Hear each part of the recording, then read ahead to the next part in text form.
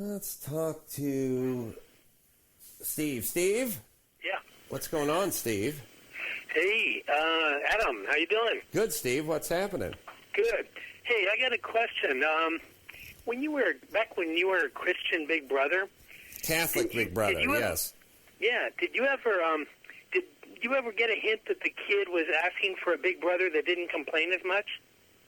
Did I ever get the hint that a kid was asking for a Big Brother that didn't complain as much? Yeah. Oh, you're talking about me? No, I didn't complain that much back then. I just picked him up in my Zuzu Trooper, drove him to the beach. We sat there, and I wasn't so much of a loudmouth back then. It's hard to be a loudmouth. I've heard some of the stories of the guys he had roommates with back then. They said you were a complainer back then. I was a complainer, but not in front of a 12-year-old. Like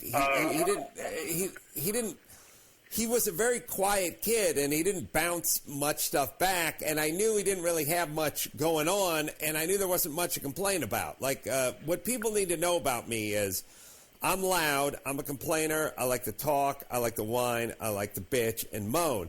But you put me in a van that says always better closets on it and put me with 3 born-again gangbangers and tell me we got to drive out to Huntington Beach and install a closet, I'm not going to talk.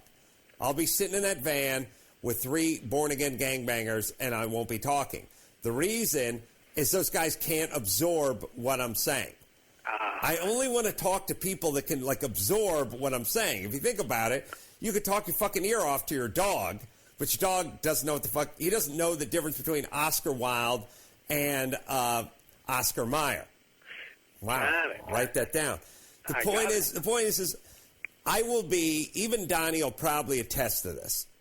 I can be very, very quiet in front of people who don't pick up what I'm putting down and aren't on my wavelength. And I'll meet my wife will have a friend, and I'll meet her boyfriend, and I'll size the guy up as, I don't want to talk to this guy. And then I've been yelled at many times for not talking, just standing there silently, because I've deemed that the person I'm talking to can't absorb what I'm saying or won't be a good partner for what I have to say.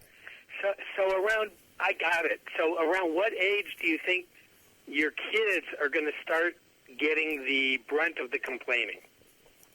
Well, they're already getting it just secondhand complaining, like as if I was a smoker and just smoking in the kitchen.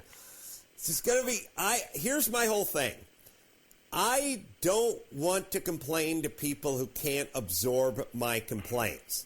So I won't jump into the back of a cab and complain to the back of a guy's turban about what's going on in society, because I know that guy, or at least I perceived that guy doesn't have the capacity to absorb what I'm saying. I will define, or at least try to ascertain, when my kids are capable of absorbing that, and then I will start filling their sea sponge with my vitriol. But okay, I got it. I can't pick an age. It could be 8. But tell me, be honest, Steve. And I know you're possibly being a pain in the ass, but I'm taking this pretty seriously. No, I'm serious. You know what I'm talking about, where you go to a party, and you'll know it. For instance, like when you start dating a girl or a significant other or a work situation or whatever, and somebody says like, "Oh, I want you to meet my father." And all of a sudden, an 81-year-old guy comes up and starts shaking your hand. Nice to meet you. And his hearing's not quite very good. And you realize, I'm not going to talk to this guy about the podcast.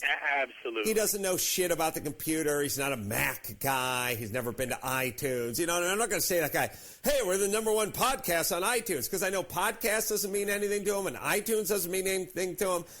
I'm not going to get into my complaints with this old dude, right?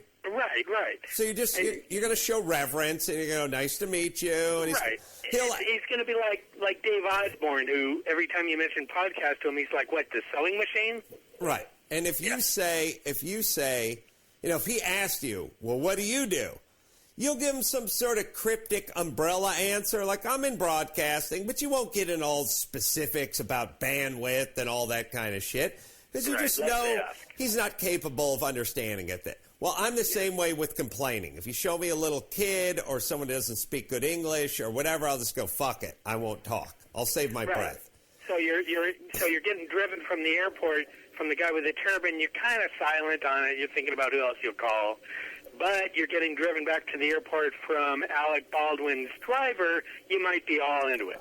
Exactly. It's not a racial thing, but it's just a sort of what they're up to listening to. Who can absorb my shit? That's right. That's where I'm at. So and now, by the way, to me, it's the definition of crazy just to talk to the back of someone's head who doesn't understand a fucking word you're saying. Of course, that is the definition of crazy. That's what I don't do.